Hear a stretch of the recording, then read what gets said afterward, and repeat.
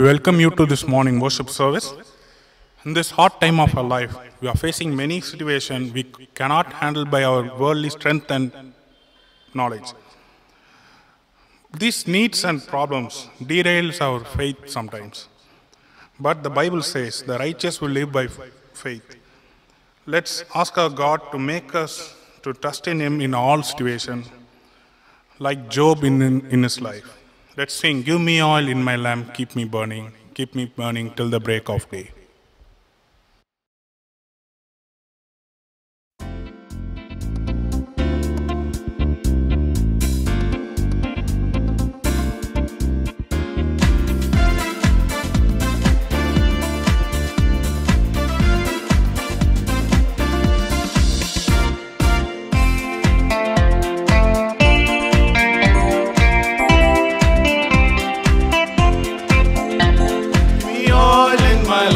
Keep me burning, burning, burning. Give me oil in my lamp, I pray. Give me oil in my lamp. Keep me burning, burning, burning. Keep me burning till the break of day. Sing Hosanna, sing Hosanna, sing Hosanna to the King of Kings. Sing Hosanna, sing Hosanna, sing Hosanna to the King.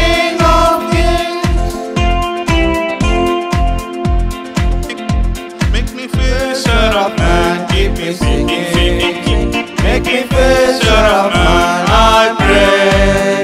Make me fisher of man, keep me singing, keep me singing in the break of day. Sing Hosanna, sing Hosanna, sing Hosanna to the King of Kings. Sing Hosanna, sing Hosanna, sing Hosanna to the King of Kings.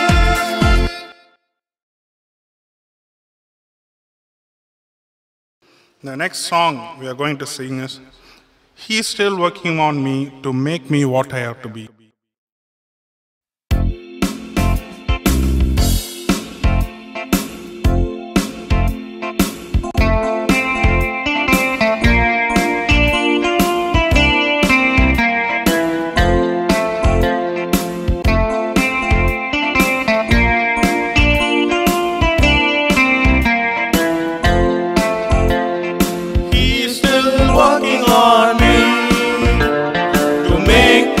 What I ought to be. It took him just a week to make the moon and the stars, the sun and the earth and Jupiter and Mars. How loving and patient he must be. He's still working on me. The mirror of his word, reflection that I see, makes me wonder why he never gave up on me. Loves me as I am, and miss me when I pray. Remember He's the potter of the clay. He's still working on me to make me what I ought to be. It took him just a week to make the moon and the stars, the sun and the earth and Jupiter and Mars.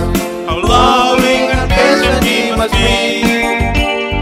He's still working on me.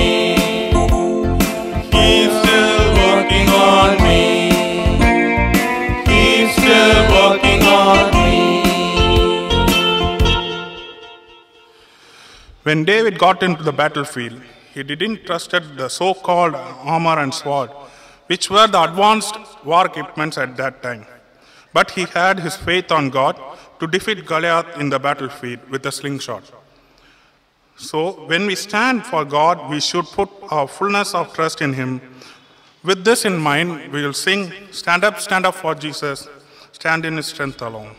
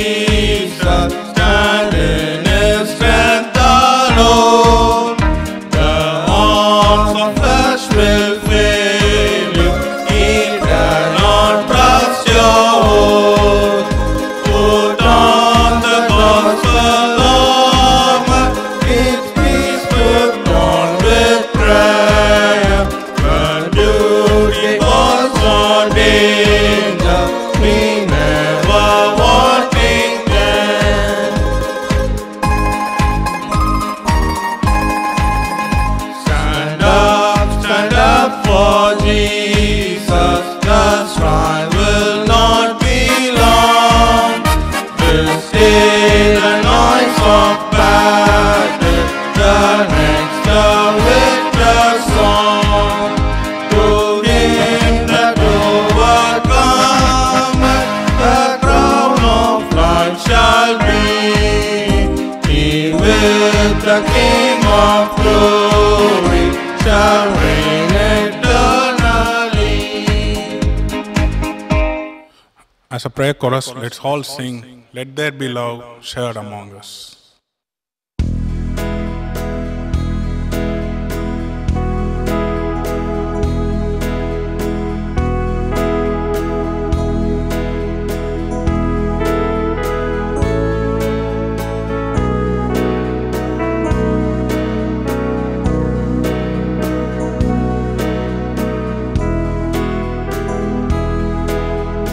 Let there be love shared among us. Let there be love in our eyes.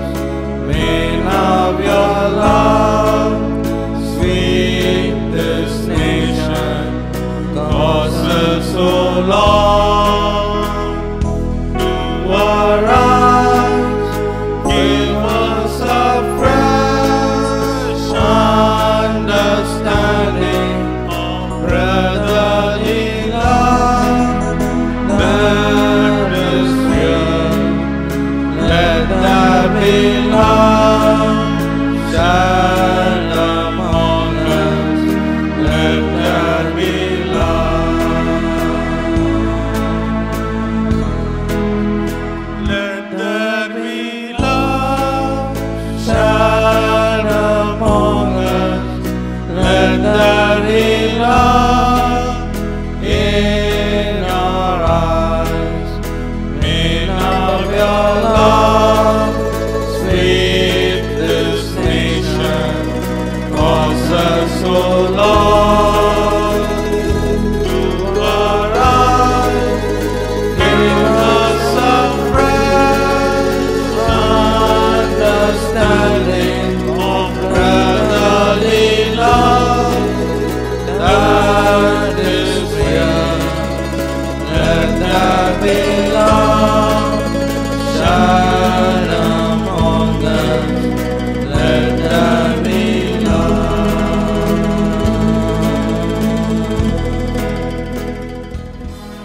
Let's pray. Dear God, thank you for giving us yet another opportunity to praise and worship you, Lord. Lord, we are in your presence with great needs and praise, Lord. Hear us, guide us, and help us in the coming days. In Jesus' name we pray. Amen. As we continue to worship the Lord this morning, let us sing this hymn, "The Lord's My Shepherd, I'll Not Want." It's hymn number 68 in our hymnal.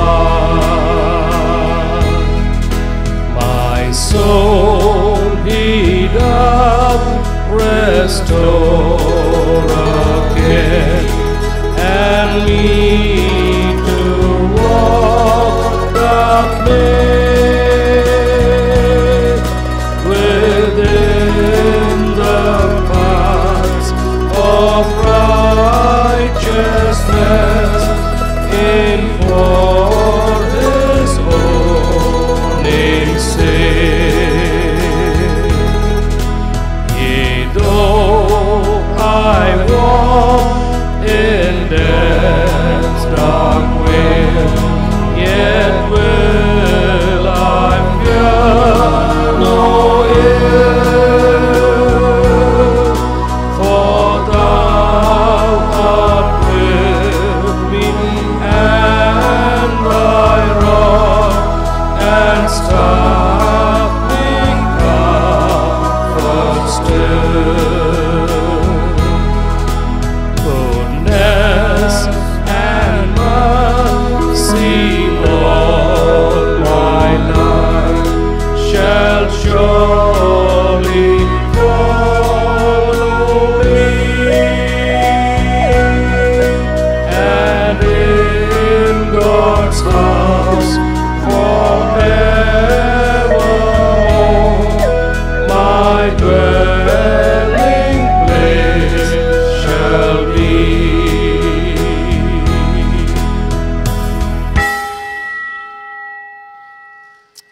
As we continue to worship the Lord, let us read responsively from Psalm 62. The responsive reading for our worship this morning is found in Psalm 62. My soul finds rest in God alone. My salvation comes from Him. He only is my rock and my salvation. He is my defense. I shall not be greatly moved. How long will you assault a man? Would all of you throw him down? This leaning wall, this tottering fence. They only consult to cast him down from one high position. They delight in lies. They bless with their mouth, but they curse inwardly. Find rest, O my soul, in God alone. My hope comes from Him. He only is my rock and my salvation. He is my defense. I shall not be moved. My salvation and my honor depend on God. He is my mighty rock, my refuge. Trust in Him at all times. You people, pour out your heart before Him. God is a refuge for us. Low-born men are but a breath. The high-born are but a lie. If weighed on a balance, they are nothing. Together they are only a breath. Do not trust in oppression, nor vainly hope in robbery. If riches increase, do not set your heart on them. One thing God has spoken, two things have I heard, that you, O God, are strong. Let's all read together. Also that to you, you, O Lord, Lord, are loving. belongs mercy. Surely you will reward each person according to what he has done.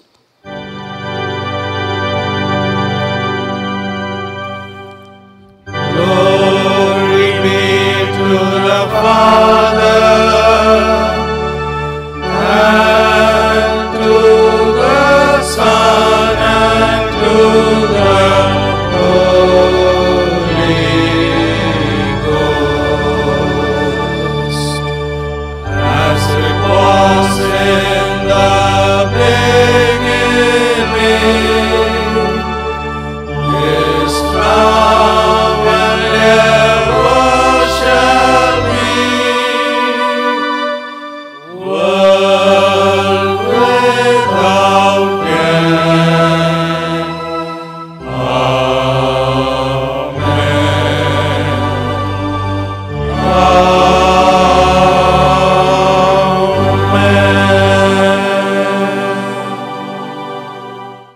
The psalmist David says,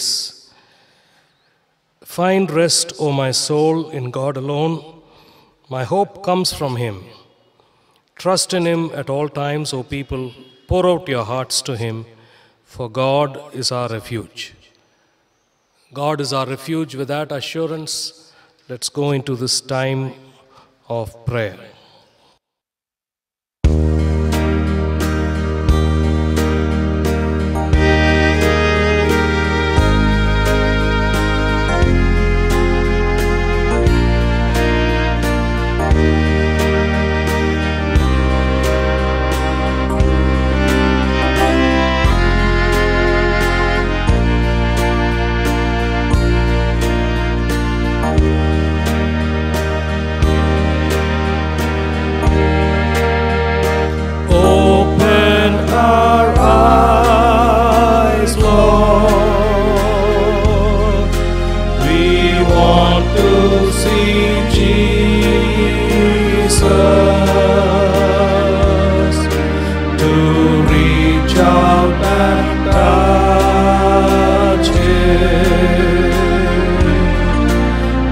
and say that we love Him.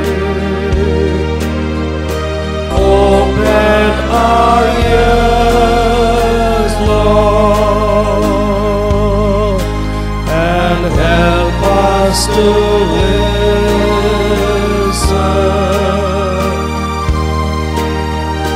Open our eyes, Lord.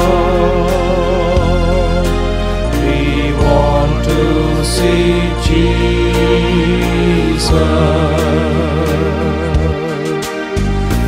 Open our eyes, Lord. We want to see Jesus.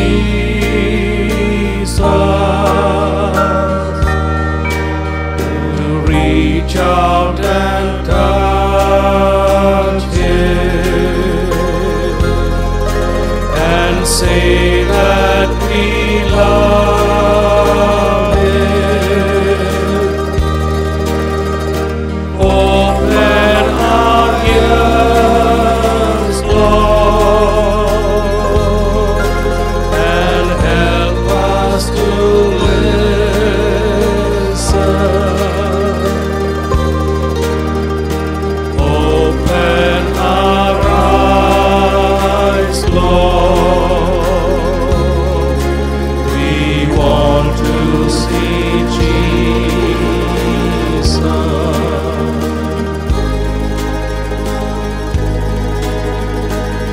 Almighty God, our Heavenly Father, we bow down in your presence this morning hour, and we acknowledge your presence in our midst. And Lord, we pray that you'll open our eyes and our hearts to be sensitive to your presence this morning. Lord, help us to be sensitive to the ministry of your Spirit this morning. Lord, truly open our ears so that we may listen as to what you're telling us. We thank you, Lord, because you're a God who speaks to us. And as you speak, Lord, we get new life. We are blessed, we are comforted, we are strengthened. We thank you, Lord. This morning with grateful heart, we come to you and give thanks to you for the past days and this new day in your presence. Thank you, Lord, for your gracious hand upon us. Thank you in our lives, in our families, in our church, Lord, that your protection and care is upon us. Lord, we thank you because many times in your word you have said, do not be afraid, for I am with you. Hallelujah. We thank you for that assurance this morning. Lord, whatever be our circumstances, we thank you for the assurance that you are there with us in the midst of it all. And Lord, we thank you, just like you calmed the sea, you can calm any situation in our lives. We thank you, Lord. And even as we are anxious and worried about what the future holds, we know, Lord, you are with us in our boat and we are sailing. And we thank you because nothing can stop us. Nothing can stop the will and the purposes of God in our lives. What you want to fulfill in the life of the church, the life of your people, Lord, you will do it. And we thank you for that. Lord, even as we look ahead, this pandemic looks like a huge mountain. It stands before us like a huge giant. And Lord, it looks threatening, fearful and dark. And we thank you because you are with us in that very experience. And you are able to, Lord, move the mountains. You're able to remove our enemies. And this morning we thank you, Lord. You are with us as a church. You are with us as God's family. This morning we also pray, Lord, for the people in our community. Lord, people who are suffering because of poverty, who are not able to go for any kind of work. We also pray for those who are living in fear. We pray, Lord, for our government and for all the efforts that are taken to prevent the spread of this epidemic. We pray, Lord, that you'll give them your grace and strength. We also pray especially for those who are working in the midst of it all. We pray for the medical fraternity, doctors, nurses, paramedics, and Lord, for sanitary workers and many others. For the police department, we pray for them all, asking for your protection and care upon them. We also pray, Lord, for the families of the church. We pray for our children. We pray for our young people and the elderly. Lord, and every brother and sister. Especially pray for our children as some of them are attending online classes. Pray for our youth and even as they are uncertain about their future. Lord, we know that you are with them to give them your blessing and protection. Lord, we also pray for each one here this morning as we wait in your presence. Speak to us, Lord, and bless our hearts. May the word come alive even through the ministry of your Spirit. So bless us, Lord. We continue to pray for those who need your hand of healing upon them. We continue to pray for Mr. Natarajan. Pray for Mrs. Muthamani Yogeshwari. We also especially pray for Mrs. Shyamla Chalakumar, asking, O God, that you would touch these, your dear children, to give them deliverance and healing in Jesus' name. So bless them, Lord. We thank you, Lord. We praise you. We give you all the glory. And we ask this prayer with thanksgiving and praise in the blessed name of our Lord and Savior, Jesus Christ, who taught us to pray when we pray, saying, Our Father, who art in heaven, hallowed be thy name. Thy kingdom come. Thy will be done on earth as it is in heaven. Give us this day our daily bread, and forgive us our trespasses, as we forgive those who trespass against us. Lead us not into temptation, but deliver us from evil. For thine is the kingdom, the power, and the glory, forever and ever. Amen.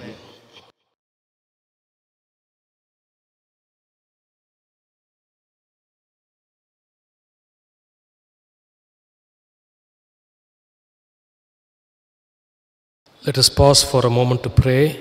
Father, we thank you for this time of meditation. Even as we open the Word, open our hearts and our minds to the knowledge, the light, and the truth of your Word. So may the Spirit of God bless our hearts. In Jesus' name we pray. Amen. As we continue to look at the book of Philippians, last week we said, how can we be fruitful in our isolation? We are living in times of isolated lifestyle, isolated from our loved ones, from the church fellowship, from one another. Even though we have these modern equipments to connect to one another. But of course, nothing can come close to the face-to-face experience in our lives. We continue to look at the life of Paul, isolated in a prison, and we try to understand how he was fruitful. We look at the second part in his life as he goes on to tell about his experience in relation to who Jesus is in his life. And we call this meditation as how to be fruitful, at the same time, how to be useful in our isolation. So I share with you three things this morning about how to be fruitful, also by way of being useful. Because there is a possibility for someone to say that we are not being useful in these trying times. It begins with our attitude and our thinking. Paul, writing to the Philippians, in the first chapter and verse 27, he's at the latter part, he says, whatever happens, conduct yourselves in a manner worthy of the gospel of Christ. Then he goes on to say, then whether I come and see you or only hear about you in my absence, I will know that you stand firm in one spirit, contending as one man for the faith of the gospel. The first aspect about being useful even in our isolation is about our attitude, being one in spirit, unity of spirit. That's what we are talking about this morning. The second chapter, look at the beginning. Paul says, if you have any encouragement from being united with Christ, any comfort of his love, if any fellowship with the Spirit, if tenderness and compassion, then make my joy complete by being like-minded. Paul says, my joy is complete when church people are united together. And that is the key to having a joyful and a fruitful experience in our lives. We have to ask ourselves, each one we ask ourselves, am I in my attitude, I'm able to sync with others, unite, do I stand united together in the church fellowship? That is the question. And that's what Paul is asking. My joy will be complete when I know the church stands one in spirit. This is a very, very important aspect in our lives. If I don't stand together, if I don't stand united, I become part of the solution on one side. On the other side, I become part of the problem. So you and I ask ourselves, where do I stand? Am I part of the solution or am I part of the problem? So Paul says, it's all about your attitude.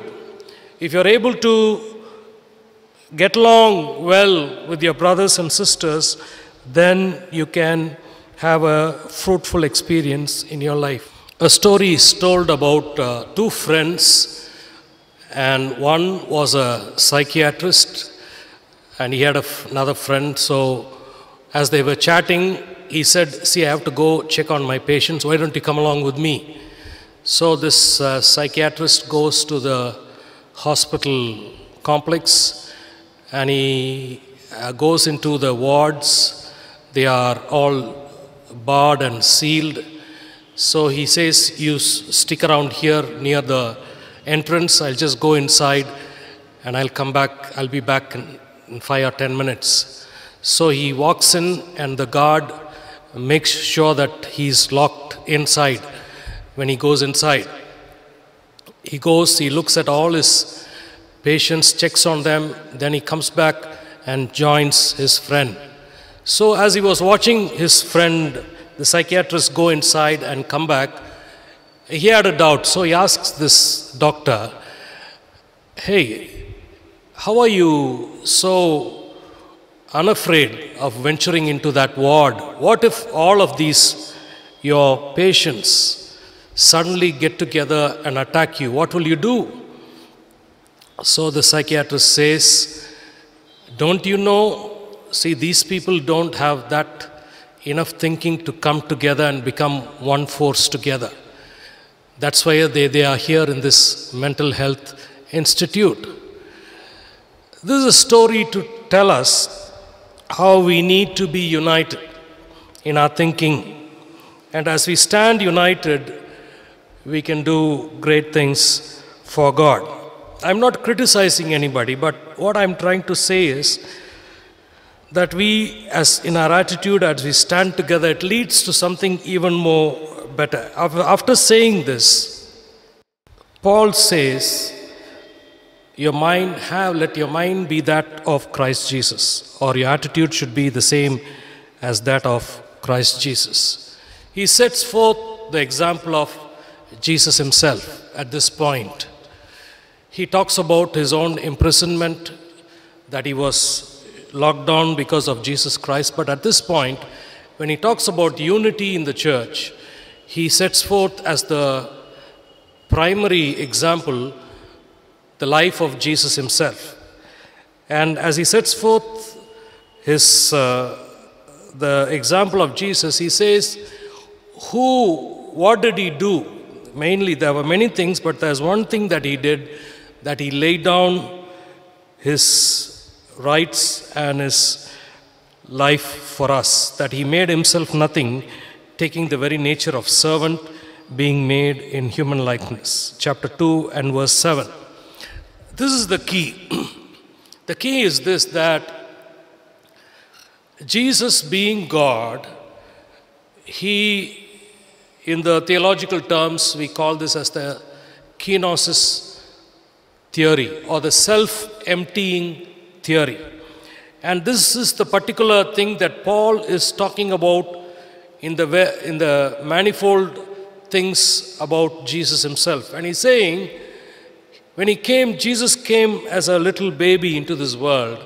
He emptied himself, and he took the form of a servant and became like you and me in human likeness. The basic ingredient in this that Paul is talking about is the humility of Jesus himself. If God becoming man, it took a lot of humility for God to become man. And Paul says this is the very thing that you and I need to think about more when we think about unity and fellowship. As this becomes the focal point on which two things stand in church life. What are those two things? On the one side, unity. When I'm humble enough, I can consider my brothers and sisters better than me. Look at verse 4 of the 2nd chapter. Each of you should not only look for your own interest, but also interest of others. But before that, he says, do nothing out of selfish ambition or vain conceit, but in humility consider others better than yourself. This is a problem with us. And Paul knew that all of us are made with egos.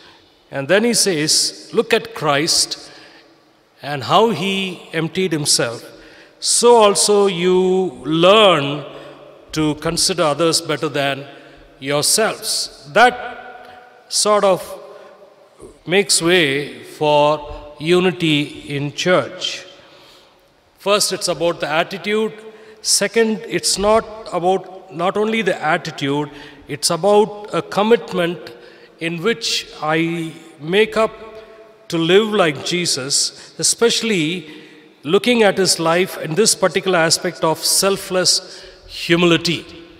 The self is gone. The self doesn't play a role when Jesus takes control. The self doesn't play a role when Jesus takes control. The problem is whether we have given control to him as our Lord of our lives. And therefore, at this point, the mind of Christ or the attitude of Christ becomes the fulcrum on which these two things swing. On the one side, unity. On the other side is what I'm going to talk about next. How can you and I be useful in our isolation?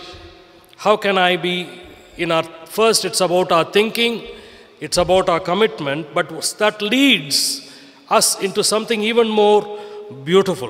What is that? In as much as Jesus becomes our supreme model of true humility, when there is true humility, it leads to true and humble, or it's not about humility all the time, it's about selfless and unselfish service. Where do you see that? You see that in two examples that Paul writes in chapter 2 and verses 19 onwards, right up to the 30th verse. This is what Paul sets forth Jesus as the supreme model. Then he sets forth two of his associates or his brothers in his service, and he talks about them. Let's look at them. There are two persons here that Paul talks about. The first is Timothy, and the second is Epaphroditus. Look at Timothy and what Paul had to say about Timothy. Verse 19, I hope in the Lord Jesus to send Timothy to you soon, that I also may be cheered when I receive news about you. Look at what he's saying in verse 20. I have no one else like him who takes a genuine interest in your welfare. Look at the second model, the model of Timothy. Here is Timothy. Why does Paul appreciate Timothy? Because he says, and when Paul tells about Timothy, we know that it's complete truth. And this is what he says, who takes genuine interest in your welfare. It's so easy for us as we get along with our friends and church fellowship. We say, how are you? Sometimes you don't even mean what you're saying. You don't even, it's a natural dialogue that goes on. And you say, how are you? You really don't expect an answer. It's as if it's a rhetorical question. And because there's always an answer that comes back saying, I'm fine, because we try to hide from one another. And Paul says, Timothy, he's not like that. When he says, how you are, he really means to ask that question, and says, he takes a genuine interest in your welfare. For everyone, what does he say? For everyone looks out for his own interests, not those of Jesus Christ. But here is a person, Timothy, he takes special interest in your welfare. He's really concerned. So, when you are like Jesus, when you have selfless humility like Jesus, I believe you take genuine interest in the welfare of others. Now, this is not so easy for us. It's so easy to think about me. It's so easy to think about my family, my loved ones, the world, to build a world around us and say, I'm there in the center. But when Jesus, you look at the model of Jesus, the whole thing changes. The center of our lives is not ourselves, me and myself. The center is Christ, so that I look out for the welfare of others. Verse 22, but you know that Timothy has proved himself, because as a son with his father, he has served me in the work of the gospel. I know about Timothy because I worked with him for so long. He is a very genuine person, and his interests in the welfare of others are also genuine. So the first example of Timothy in selfless and unselfish service is Timothy being very genuine for the welfare of others. And this Timothy is a model for us, for the church, for you and me. And how many people have we come across in our lives who are really genuine? This is very, very hard to find in our lives. And Paul knows that. And he sets forth, I worked with Timothy in the service of the gospel. I know that he is a very genuine person. So I am sending him to you. And he says, I am confident in the Lord that I myself will come soon. So in sending Timothy, it's as good as I myself coming to you. Look at the model of Timothy. He was a very genuine person, and Paul says we need people like that. And in that way we can be useful even in our isolation, because there will be people who will go forth on our behalf. I want to tell you today, when COVID-19 started, we had very few volunteers to distribute rations and to distribute some help to them. Very few really volunteered to come and do this work, because in order to do this, you have to take some risks. We have to take a risk of even being infected. The kind of people that we reached out to are the people who lived in very humble situations. And in order to go there, we were taking a great many risks. And I want to appreciate those volunteers who came forth with us to do that. I could name them, but God knows them better. Like Timothy, they genuinely were interested in this work. Then look at the model of Epaphroditus. Look at what he says about Epaphroditus, verse 25 onwards. But I think it is necessary to send back to you Epaphroditus, my brother, fellow worker, and fellow soldier. Three things he tells about Epaphroditus. He is my brother, my fellow worker, and my fellow soldier. That means he is very close to me as my brother. He is a fellow worker. He works along with me, fully committed, and fellow soldier, saying that he would be very courageously go and do the work that I assign him. Who is also your messenger whom you sent to take care of my needs. Now here, Epaphroditus, Paul is sending Timothy, but the church in Philippi sent Epaphroditus. And in order to send somebody on the behalf of the church, they had to be very, very careful. And here, Epaphroditus was another very genuine. How? Look at what Paul had to say about Epaphroditus. Look at verse 27.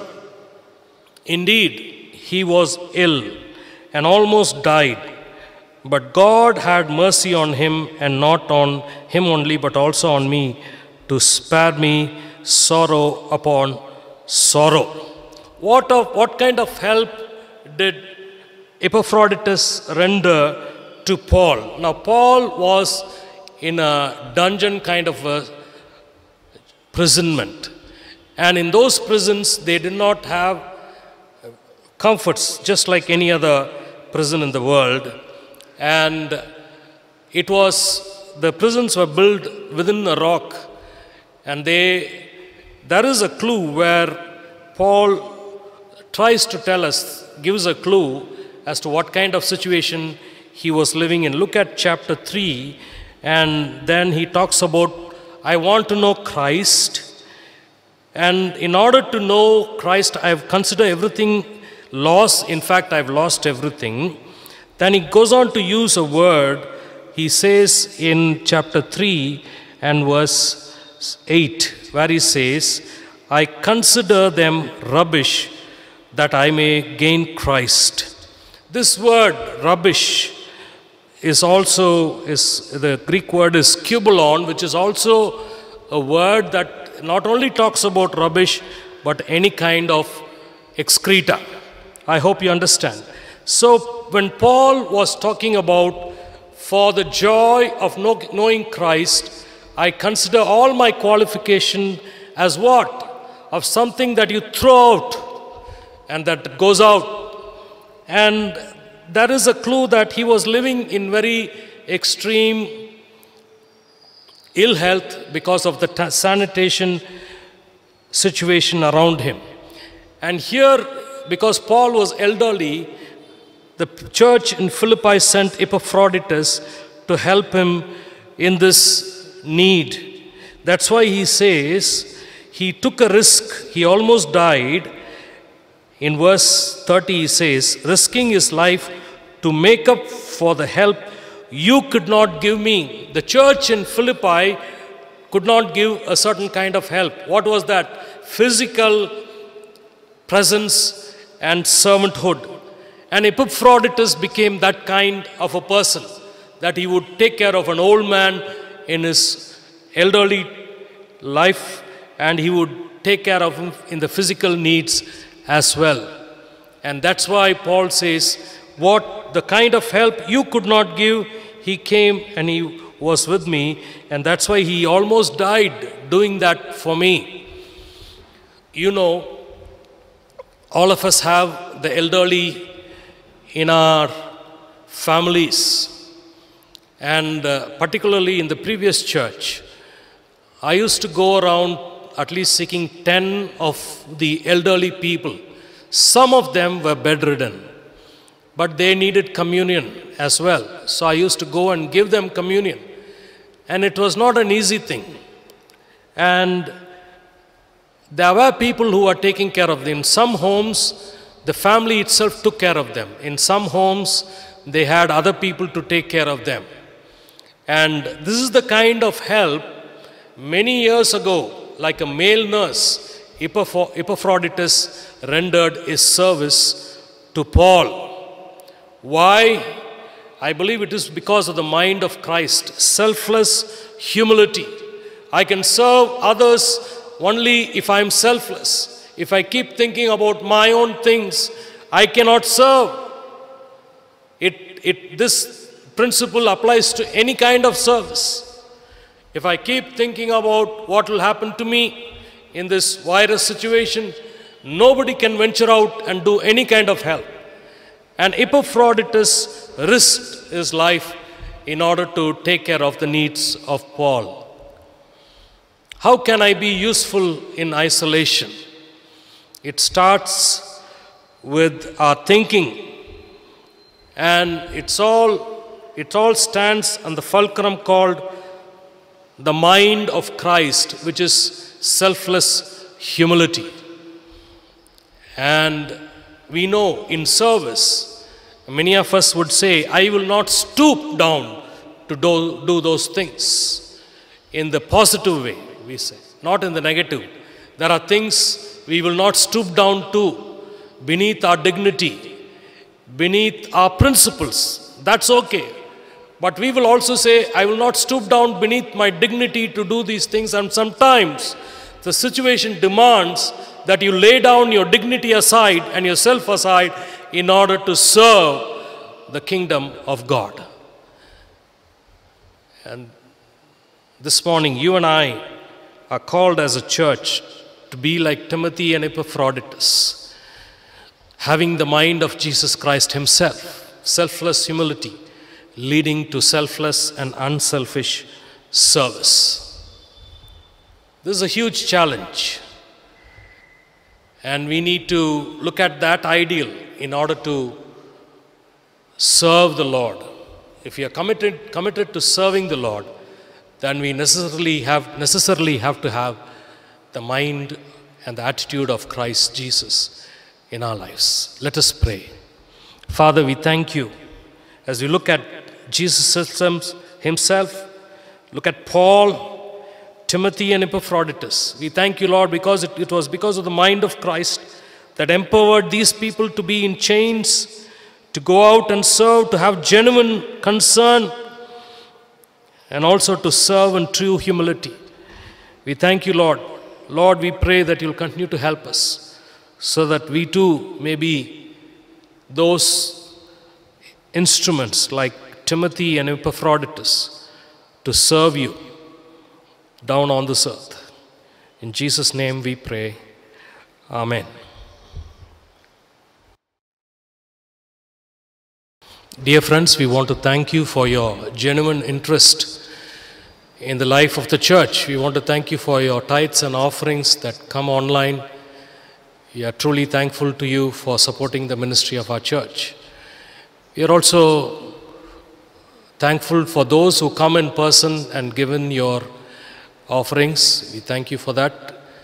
Continue to ask for your prayers for one another. Let's pray for one another, and let's be a church that will truly show genuine concern and interest in the welfare of those in need. As we sing this closing hymn, offering will be taken. As I tell you every time, somebody can collect the offering, keep it apart for some opportune time when you can bring it to the church and give it in the church office. Thank you.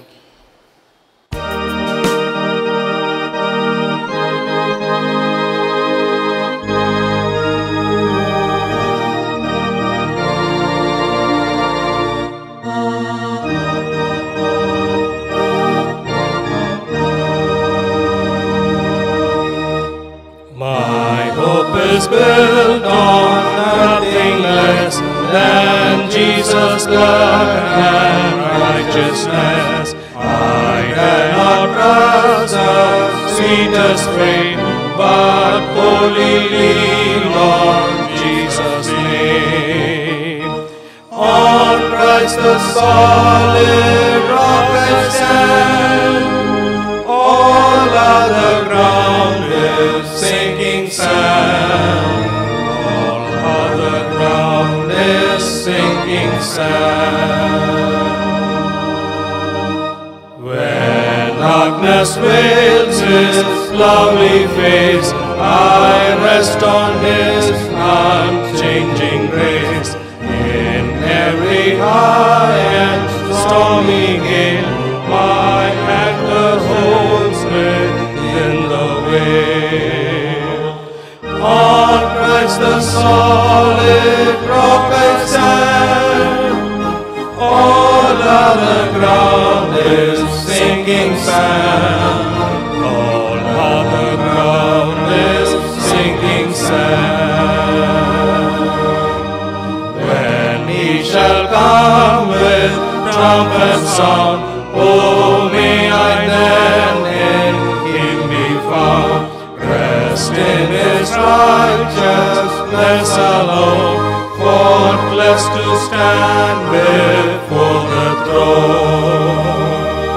On Christ the solid rock I stand, all other ground is sinking sand.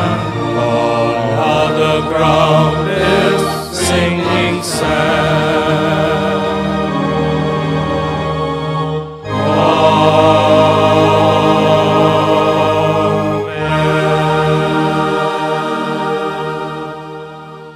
As we pray for these offerings, let's also pray for those who are celebrating their birthdays and wedding anniversaries. Birthdays, Mrs. Kamala Rajshekharan, Mrs.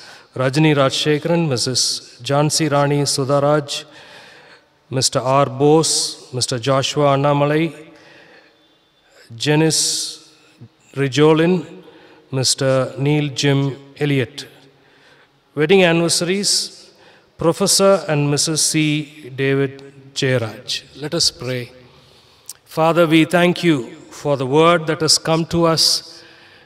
And Lord, in these very trying times, we thank you for the encouragement and the blessing it gives to us.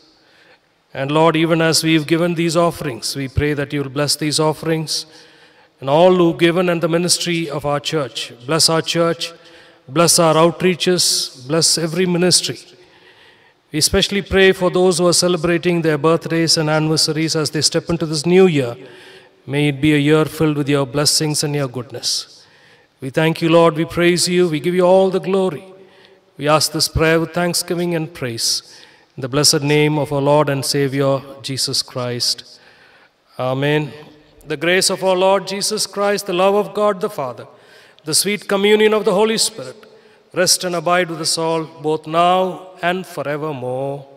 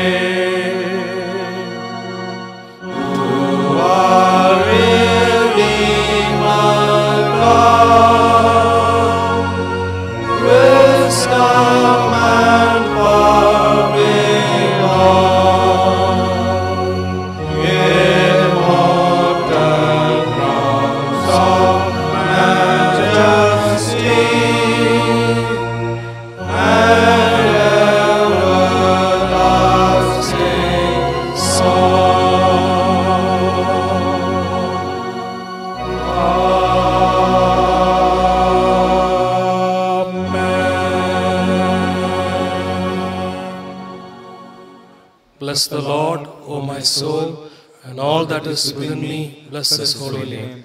Bless the Lord, O my soul, and forget not all his benefits. Amen.